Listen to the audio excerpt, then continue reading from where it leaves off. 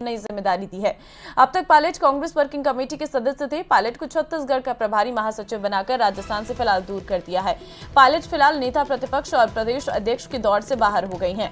मल्लिकार्जुन खड़गे की नई टीम में कई दिग्गजों को जगह नहीं मिली है। अशोक गहलोत, भूपेश बघेल, कमलनाथ को कोई जगह नहीं मिली है।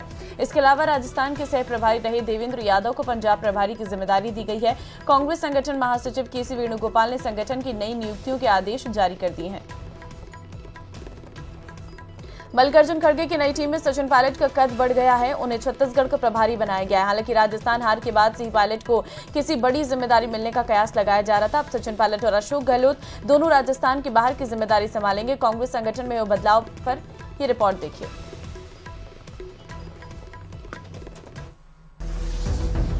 देर आए दुरुस्त आए, ये कहावत कांग्रेस में लागू हो गई है। राजस्थान में करारी हार के बाद कांग्रेस हाईकमान ने संगठन में बड़ा फेरबदल किया है। जैसे कि पहले ही कहा जा रहा था कि सचिन पायलट को कोई बड़ी जिम्मेदारी दी जाएगी, ऐसा हुआ भी है। सचिन पायलट को अब छत्तीसगढ़ का नया प्रभारी बनाया गया है। सचिन पायलट से पहले छत्तीसगढ़ की जिम्मेदारी कुमारी शैलजा निभा रही थी। शैलजा को उत्तराखंड का प्रभारी बनाया गया है। लेकिन राजस्थान कांग्रेस के एक और दिग्गज नेता हरीश चौधरी को पंजाब के प्रभारी पद से हटा दिया गया है। उन्हें खड़गे की नई टीम में कोई जिम्मेदारी नहीं मिली। वहीं जितेंद्र सिंह को असम का प्रभारी बनाया गया है। साथ ही एमपी का अतिरिक्त प्रभार भी सौंपा गया है। खड़गे की इस टीम में राजस्थान से 2 नेता शामिल किए गए हैं। सचिन पायलट को छत्तीसगढ़ का प्रभारी बनाया गया है। साथ ही पार्टी के महासचिव की जिम्मेदारी भी मिली है। कांग्रेस वर्किंग कमेटी में पायलट पहले से ही शामिल है। इससे पहले सचिन पायलट प्रदेश अध्यक्ष भी रहे हैं। वहीं जितेंद्र सिंह को असम के साथ ही एमपी का अतिरिक्त प्रभार दिया गया है। हालांकि इसकी संभावना पहले से ही लगाई जा रही थी कि सचिन पायलट को बड़ी जिम्मेदारी मिलेगी। पार्टी ने अशोक गहलोत को भी राजस्थान से बाहर की जिम्मेदारी दी थी। उन्हें भी नेशनल अलायंस कमेटी का सदस्य बनाया था। ये एक 5 सदस्यीय कमेटी है। इस कमेटी का गठन लोकसभा चुनाव में दूसरी पार्टियों के साथ गठबंधन के लिए बैठक और चर्चा आयोजित करने के लिए किया गया है।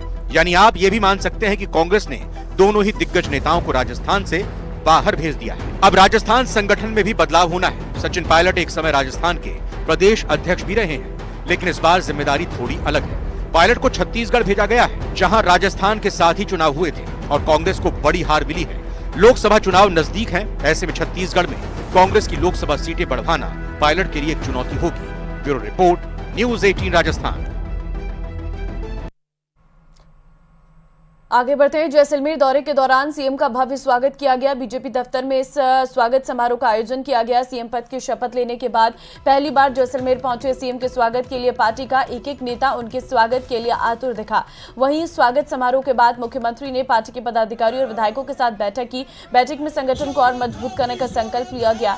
केंद्र में बैठक में केंद्रीय जल शक्ति मंत्री गजेंद्र सिंह शेखावत, केंद्रीय कृषि राज्य मंत्री कैलाश चौधरी, विधायक महंत प्रतापपुरी सहित कई विधायक और पदाधिकारी मौजूद रहे। हमारा सौभाग्य है जैसे राजस्थान में सरकार बनी भारतीय जनता पार्टी की और सीमांत क्षेत्र में आकर के महामहिम राष्ट्रपति जी, राज्यपाल जी, मुख्यमंत्री जी और हमारे 2 केंद्रीय मंत्री यहाँ उपस्थित होकर के सीमा के क्षेत्र के कार्यकर्ताओं का जो उत्साहवर्धन किया और एक बहुत अच्छा संदेश पूरे देश में जाएगा। सैनिक और सीमा के नागरिक दोनों ही हमारी एक कमर पर खड़े हैं, भारत की करदनी है और सैनिकों का मनोबल बढ़ाया और सीमांत क्षेत्र के लोगों का भी मनोबल बढ़ाया।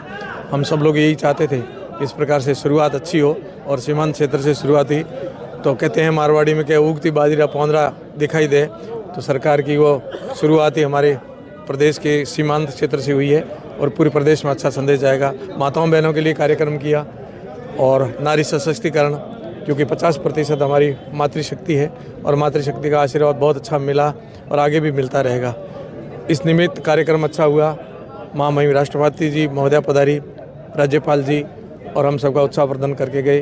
बस वो उत्साह को हम अपने हृदय में रखेंगे और अपने कर्तव्य का बोध करके कर्तव्य पालन करते रहेंगे। सीएम साहब ने कहा अपने कर्तव्य का बोध करो और ज़मीन से जुड़े हुए कार्यकर्ता है उन सबका सम्मान होता है और उसका आपने उदाहरण दिया कि मैं एक बूथ से खड़ा होकर के मुख्यमंत्री तक सेवा मैंने दी है, तो आज मुझे मुख्यमंत्री तक सेवा करने का मौका मिला है। तो भारतीय जनता पार्टी के कार्यकर्ताओं को ये संदेश दिया है कि आप सब दिख रहे हैं, आप सब जो कर रहे हैं अनुकरणीय काम कर रहे हैं, आप लगे रहें, निश्चय ही आपकी सेवा का आपको फल मिलेगा। और वैसे भी कार्यकर्ता जो भी काम करता है फल की इच्छा नहीं करके करते हैं, परंतु भगवान देखता है, गुरु महाराज देखते हैं, उसका कर्म बोलता है, जनता बोलता है।